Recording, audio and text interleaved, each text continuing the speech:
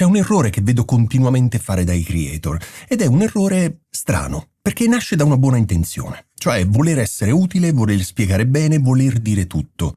Voler fare in modo che chi guarda il video non abbia dubbi e non debba cercare altrove, non debba fare domande.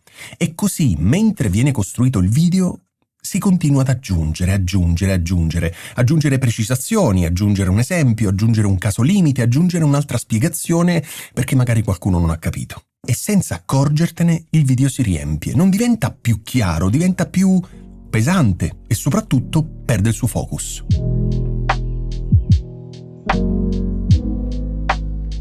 Il problema è proprio questo. La maggior parte dei video non è debole perché manca qualcosa, è debole perché c'è troppi concetti, troppi passaggi, troppe direzioni. Lo spettatore entra nel video ma non capisce dove deve stare attento. Non c'è un punto preciso, non c'è una promessa chiara, non c'è una trasformazione. E allora che cosa succede? Succede una cosa molto semplice. Guarda ma non resta. Ascolta ma non segue davvero. Arriva alla fine e non ricorda nulla. Non perché il contenuto non fosse buono, ma perché era troppo pieno, troppo completo, troppo dispersivo. Qui c'è una verità che spesso non piace. Un video non deve spiegare tutto, deve fare una sola cosa.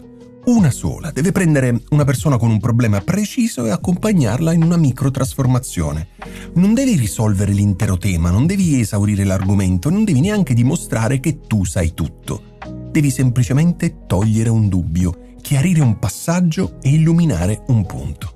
Quando fai questo, il video diventa improvvisamente più leggero, più diretto e più facile da seguire. E soprattutto diventa memorabile, perché lo spettatore non si porta via 10 concetti, se ne porta via uno, però chiaro. Molti creator fanno l'opposto. Pensano che ogni video debba essere definitivo. Pensano che se non dicono tutto, il video sia incompleto. Pensano che semplificare significhi essere superficiali. In realtà è l'esatto contrario. Semplificare significa scegliere. E scegliere significa avere una direzione. Quando sai esattamente qual è il punto del video, tutto il resto diventa secondario. Le parti inutili cadono da sole, le digressioni spariscono e il ritmo migliora. Non devi più sforzarti per essere interessante, perché la chiarezza tiene già alta l'attenzione. Prova a pensarci. I video che ricordi davvero non sono quelli pieni di informazioni, sono quelli con un'idea forte, con un messaggio chiaro, una sensazione precisa. Non ti ricordi tutto il contenuto, ma ti ricordi il punto centrale. Ed è proprio quel punto centrale che ti fa restare fino alla fine, perché vuoi vedere dove ti porta. Quando invece un video parte in tante direzioni diverse, l'attenzione si disperde. Non sai più perché stai guardando. E quando succede questo, YouTube lo vede. Le persone iniziano a uscire, la retention cala e il video perde forza. Non perché l'argomento non fosse interessante, ma perché non era chiaro. Quindi, la prossima volta che prepari un video, prova a fare l'opposto di quello che fai di solito. Non chiederti che cosa aggiungere, chiediti magari che cosa togliere. Non chiederti come renderlo più completo, ma chiediti qual è l'unico punto che vuoi lasciare. Non chiederti cosa puoi spiegare in più, chiediti cosa succede se lo riduci all'essenziale. Spesso scoprirai che il video migliora proprio quando inizi a togliere. Diventa più leggibile, più diretto e più umano e soprattutto più facile da guardare fino alla fine. Il paradosso è questo: meno dici, più le persone restano. Più togli, più il messaggio diventa forte. E quando il messaggio è forte, il video funziona. Non perché hai detto tutto, ma perché hai detto la cosa giusta.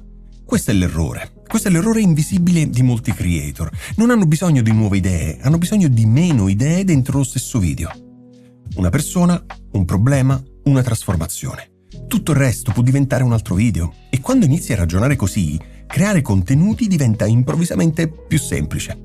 E i tuoi video, senza cambiare attrezzatura, senza cambiare stile, senza cambiare nicchia, iniziano a funzionare molto meglio. Se mentre guardavi questo video ti sei accorto che i tuoi contenuti sono troppo pieni, troppo lunghi o troppo confusi, probabilmente stai commettendo esattamente questo errore. Commenta questo video e dimmi su che argomento stai lavorando. Voglio capire dove stai complicando le cose e magari usare il tuo caso per il prossimo video. E se vuoi costruire video più chiari, più diretti e più efficaci, iscriviti al canale. Qui non parliamo solo di attrezzatura o di trucchi veloci, ma anche di struttura, di messaggio e di scelte che fanno davvero la differenza su YouTube.